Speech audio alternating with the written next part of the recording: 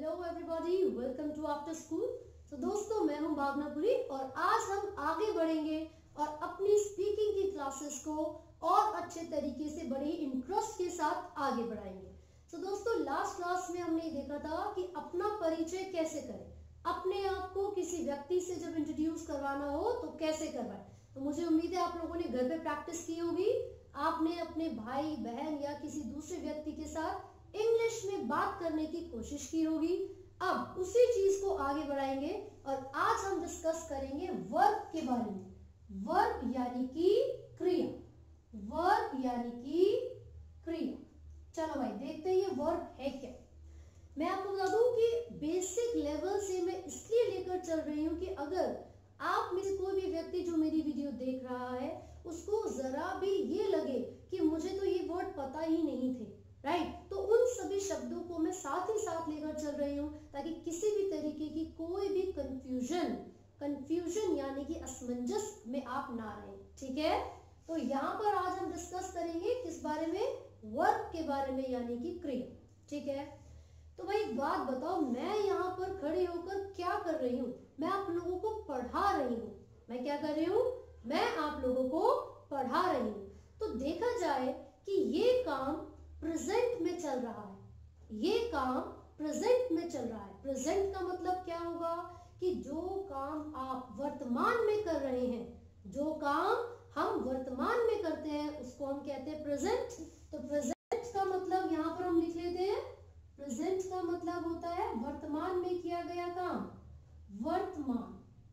ठीक है, तो मैंने बोला कि मैं आपको पढ़ा रही हूं, तो प्रेजेंट में मैं क्या कर रही हूं? पढ़ा रही हूं, राइट। लेकिन अगर मैं बोलती हूं कि मैंने उसे पढ़ाया, मतलब वो काम अब हो चुका है, वो काम भूतकाल का यानी कि पास्ट का था। तो पास्ट को हम क्या बोलते हैं? पास्ट यानी कि भूतकाल, पास्ट यानी कि भूतकाल, मतलब यह पर्टिकुलर काम हो गया है। ठीक है, लेकिन अगर मैं बोलूं मैं कल भी आपको पढ़ाऊंगी, मैं कल भी आपको पढ़ाऊंगी, तो वो काम आगे होगा यानी कि भविष्य में होगा, फ्यूचर। फ्यूचर का मतलब भविष्य। तो मुझे यहाँ तीन बातें पता चली। प्रेजेंट यानी कि वर्तमान में हो रही चीजों के बारे में बात हो रही है, पास्ट यानी कि भूतकाल में जो बातें हो गई हैं, हो चुकी हैं, उनकी बात। फ्यूचर यानी कि जो आगे चलकर बातें होंगी, जो काम आगे चलकर किया जाएगा, भविष्य में किया जाएगा, वो फ्यूचर में आता है। ठीक है, तो यार वर्ब से लेकर मैं प्रेजेंट, पास्ट, फ्यूचर में कैसे चली गई? देखो, यहां पर आपको तीन चीजें याद रखनी है। सबसे पहली चीज, वर्ब को हमने डिवाइड किया हुआ है बेसिकली तीन कैटेगरीज में। वैसे तो आपको बहुत सारी अलग अलग कैटेगरीज मिलेगी, है ना। आप देखोगे ऑक्सिलरी वर्ब होती है जिनको सपोर्टिंग या हेल्पिंग वर्ब कहते हैं, और एक मेन वर्ब होती है, मेन वर्ब। ये दो टाइप्स है, दो टाइप्स है वर्ब के, ऑक्सिलरी यानी कि हेल्पिंग वर्ब, मेन वर्ब जो है ही मेन, बहुत ज्यादा जरूरी। ठीक है, लेकिन हम यहाँ पर आज मेन वर्ब के बारे में ही डिस्कस करेंगे, मेन वर्ब के बारे में ही डिस्कस करेंगे। उसमें आप क्या क्या एग्जाम्पल्स पढ़ सकते हो, है ना। तो देखिए, V1 यानी कि वर्ब की फर्स्ट फॉर्म, V2 यानी कि वर्ब की सेकंड फॉर्म, V3 यानी कि वर्ब की थर्ड फॉर्म। वर्ब की first form, second form, third form. अब यहाँ पर इन तीनों का मतलब क्या है? यहाँ पर इन तीनों का मतलब क्या है, ध्यान से सुनिए। अगर मैंने बोला मैं आपको पढ़ाती हूँ, मैं आपको पढ़ाती हूँ, तो ये चीज मैं प्रेजेंट में बोल रही हूँ, ये चीज मैं आप प्रेजेंट में बोल रही हूँ। पढ़ाना, मैं आपको पढ़ाती हूँ यानी कि टीच करना, पढ़ाना यानी कि टीच करना। ठीक है, अब यहाँ पर ये जो टीच है, यहाँ पर ये जो टीच है, ये एक ऐसा काम है, ऐसी क्रिया है जो वर्तमान में की जा रही है, राइट। लेकिन अगर मैं बोलूं कि मैंने आपको पढ़ाया यानी कि वो काम मैंने कर लिया है, मैंने आपको पढ़ाया, तो वो पढ़ाया यानी कि पास्ट, पढ़ाया यानी कि पास्ट। ये क्या था? V1 प्रेजेंट, V1 क्या था? प्रेजेंट। तो प्रेजेंट में अगर मैंने टीच का इस्तेमाल इस्तेमाल किया है, तो पास में मैं इसी की दूसरी फॉर्म का इस्तेमाल करूंगी और वो होती है बच्चों टॉट। इसका मतलब है कि वह काम हो चुका था, यानी कि हम यहाँ पर पास परफेक्ट के बारे में बात करेंगे। तो जैसे टीच सेकंड फॉर्म टॉट, वहां थर्ड फॉर्म भी टॉट हो जाती है, थर्ड फॉर्म भी टॉट हो जाती है। ठीक है भाई, तो यहाँ पर हमने देखा टीच, टॉट, टॉट। ठीक है, पढ़ाती हूँ, पढ़ाया, पढ़ा चुकी थी, पढ़ाती हूँ, पढ़ाया, पढ़ा चुकी थी। लेकिन आप बोलोगे कि सेकंड और थर्ड दोनों ही फॉर्म टॉट है, तो यहाँ पर पढ़ाया और यहाँ पर पढ़ा चुकी थी कैसे आ गया? तो देखिए यहाँ पर एक और वर्ब का इस्तेमाल होता है जिसको हम कहते हैं हैड। एक और वर्ब का इस्तेमाल होता है जिसको हम कहते हैं हैड। तो अगर सेंटेंस देखा जाए तो ये क्या होगा? मैं आपको पढ़ाती हूँ, मैंने आपको पढ़ाया, मैं आपको पढ़ा चुकी थी। ठीक है, अब देखिए गो के बारे में बात करें। गो यानी कि जाना। ठीक है, जाना। वह जाता है या मैं जाती हूँ, प्रेजेंट में आ गया, मैं जाती हूँ। मैं गया, मैं गया, तो गो की सेकंड फॉर्म वेंट होती है। मैंने बोला प्रेजेंट में मैं जाती हूँ, आई गो, मैं गया, आई वेंट। और यहाँ पर मैं जा चुका था, मैं जा चुका था, तो हैड के साथ इसकी थर्ड फॉर्म यानी कि गॉन। गो, वेंट, गॉन। गो जाना, मैं जाता हूँ, वेंट मैं गया, गॉन मैं जा चुका था।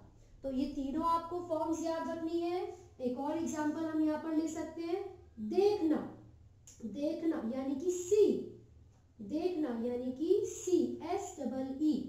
मैं देखता हूँ, आई सी, मैं देखता हूँ।